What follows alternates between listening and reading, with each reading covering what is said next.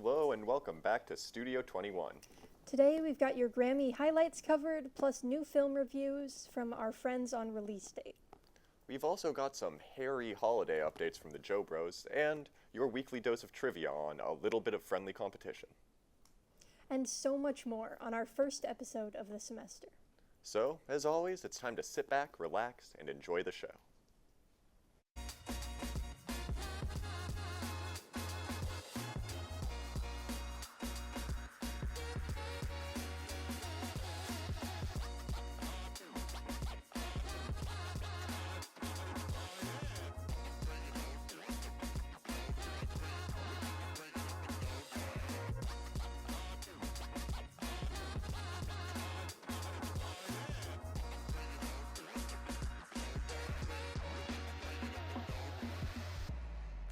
Hello and welcome to another episode of Gossip Guru. I'm Anna.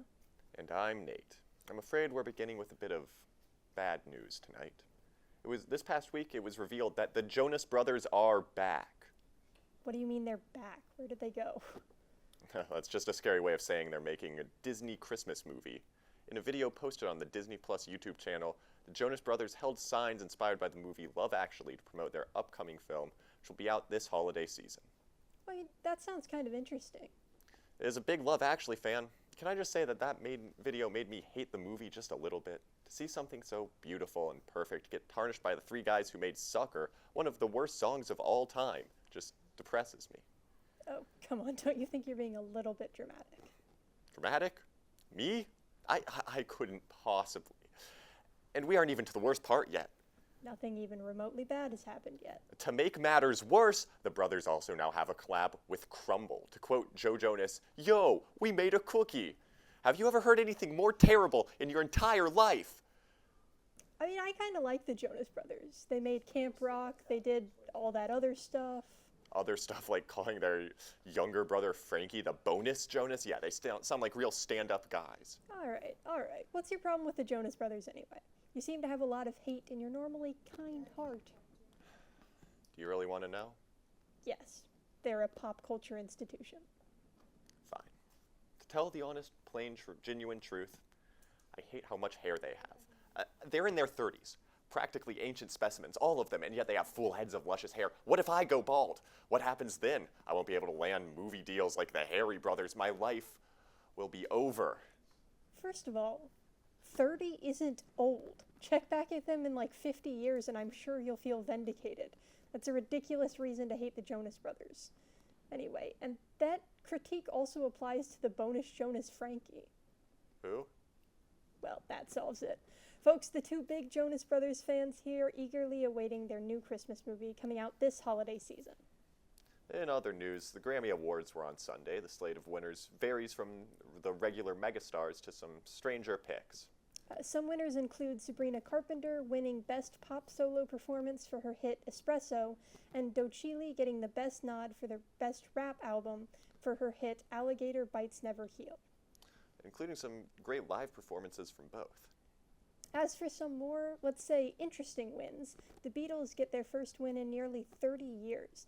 Their song Now and Then was released way back in 2023 and made using an unreleased John Lennon song and generative restorative techniques.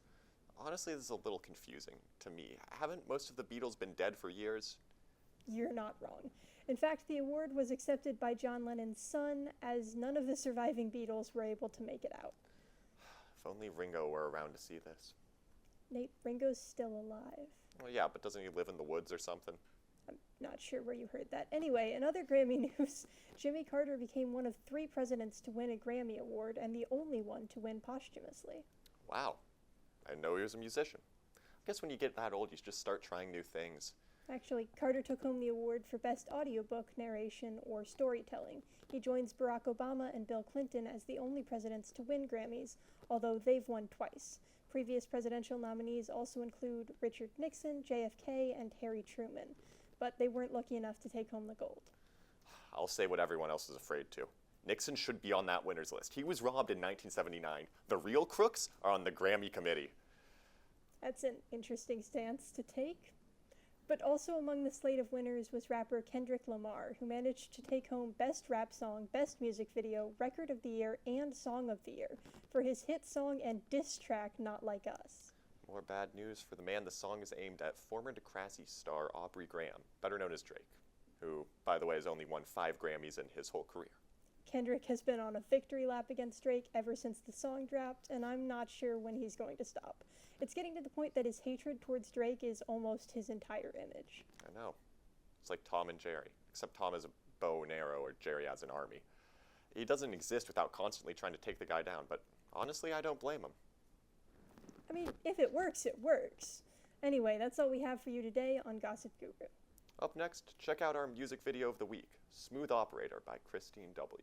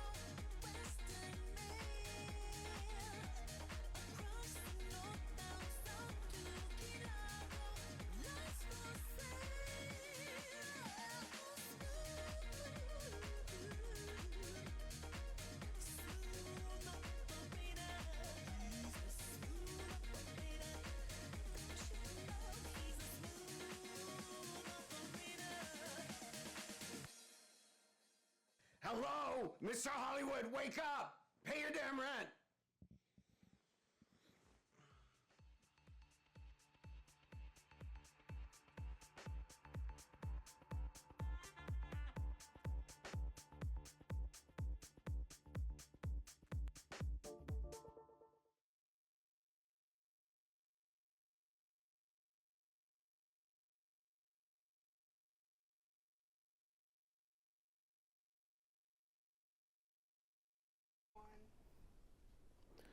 Hello, and welcome to this week's episode of Release Date. I'm Zane. And I'm Carrie with Shadow. First up, the newest remake of a classic horror film that's over a century old, Nosferatu. Nosferatu, directed by Robert Eggers and starring Nicholas Hoult, and Lily Rose Depp, released on Christmas of last year. It takes place in early 19th century Germany and follows a man named Thomas Hutter who is sent to Transylvania to help the enigmatic Count Orlok purchase an estate in Germany. Thomas comes to face horrors beyond his comprehension, all while his wife Ellen struggles with her dark past and the looming threat facing their hometown. I am an avowed Robert Eggers fan. His film The Lighthouse was my favorite movie of all time for a little bit, and I sincerely love all three of his films that preceded this one. All of this to say, while I think Nosferatu is a good film, I felt a bit underwhelmed by it. I think that remakes, unlike other pieces of art, have the burden of doing a lot more in order to justify their own existence. A shot-for-shot carbon copy remake of a movie is of no value when the original exists. Now, I don't think that Nosferatu fails to justify its existence, but I do think it manages it barely. This film is aesthetically different from the original film, of course. Our stylistic tendencies for film are much different than they were a century ago, but it's not super different aesthetically from Coppola's Dracula film, which left me a little underwhelmed. That's not to say there isn't Eggers' signature flair that I adore, it's just buried underneath the weight of previous Nosferatu and Dracula films. My complaints for the narrative are similar. While I think this film makes enough unique decisions with the narrative to make it worthwhile, Ellen's new characterization, as well as added narrative and thematic significance being a very welcome change, it ultimately didn't do enough to where I felt like I wasn't watching something already done in the original Murnau film or Coppola's Dracula. The point is, the film does enough narratively and stylistically to make it a worthwhile piece of art, while still feeling largely derivative of better adaptations. That being said, on a technical level, this film's incredible. It looks absolutely gorgeous, with an incredibly eerie and atmospheric score. The acting is also great, Lily Rose Depp, Willem Dafoe, and Bill Skarsgård being the standouts. Oscar-worthy performances from them all. On the topic of Skarsgård, and this is purely subjective, so make of it what you will, but I don't like the way Orlok looks in this movie. I appreciate Eggers' dedication to historical accuracy as always, but he is the least frightening-looking iteration of the character between the original and the Werner Herzog movie from 1979. But your experience may vary depending on what scares you, I guess. I know I sounded negative about this film like I always do, but I do recommend it, and you should check it out. Our next movie is the next installment in the Sonic the Hedgehog movie series, Sonic 3. Sonic 3, starring Jim Carrey, Ben Schwartz, and Keanu Reeves, is the third movie in the Sonic the Hedgehog live-action adaptation series. The film takes place after Sonic 2, in which Sonic encounters Shadow, a mysterious threat with powers unlike anything they've faced before. Together with his friends Tails and Knuckles, they decide to seek out an alliance to stop Shadow and Dr. Robotnik and protect the planet. To be fair, I've only watched this movie because of Shadow.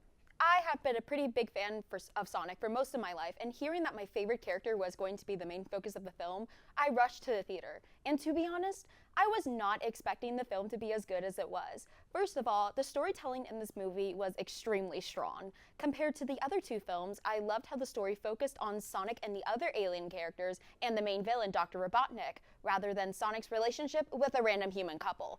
Even though the story in this movie was basic and predictable, it kept my attention most of the time. Additionally, the performances in this movie were also very strong. The voice work of Ben Schwartz as Sonic and Keanu Reeves as Shadow were very well executed, and it felt like the characters were speaking rather than an actor talking into the microphone. And I could not forget about Jim Carrey's Robotnik. He was honestly one of the best parts of the movie. I don't want to give too much away because I think it's best to experience this blind, but Robotnik is very hilarious and also very entertaining. Also, I just love the designs of the Sonic creatures so much. Compared to that hideous thing spotted in the first Sonic movie trailer, the artist did an amazing job not only transforming Sonic to the real world, but the other characters as well. They are just so adorable. However, the movie plot kind of skips important plot holes, and sometimes it can be quite hard to follow along.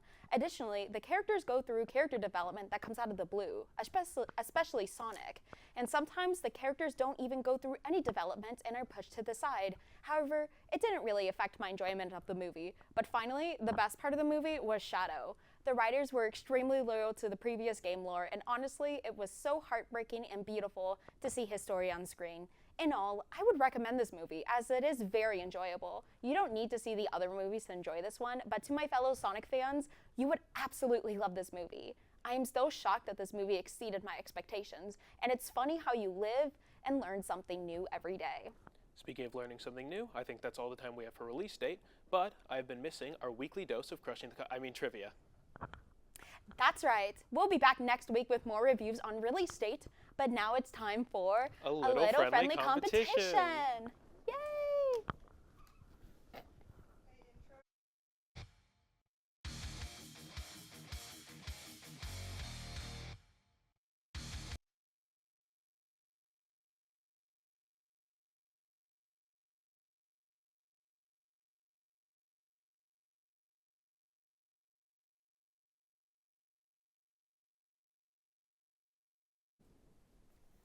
Welcome to a little friendly competition. The segment where our two teams of charismatic hosts compete for glory and a little prize in the Battle of Wits. Each week, we have the opportunity to get 1 point, and at the end of the semester, the team with the most points is deemed the winner. And given bragging rights for life. But don't worry, Gossip Guru, we'll go easy on you this first week. Now, bring it on. Release date. You ready Alright. for the first question? Oh, You got it. I was told. Okay. Which genre of music was not recognized at the Grammy Awards ceremony until 1989? Was it hip-hop and R&B? I think it's hip hop and R&B. Is that right? It is rap. That's all right. Darn. All right. Ours. How many iterations of the film Nosferatu are there? 3. It's 3. I'm almost 100% confident on this. Give me 3. Yep. Yep, it's 3. Yeah. Yay! Yay! Another win. Oh, Need I guess it's my another first win. here. First win of Unfortunately, many. that's all the time we have for today on Studio 21.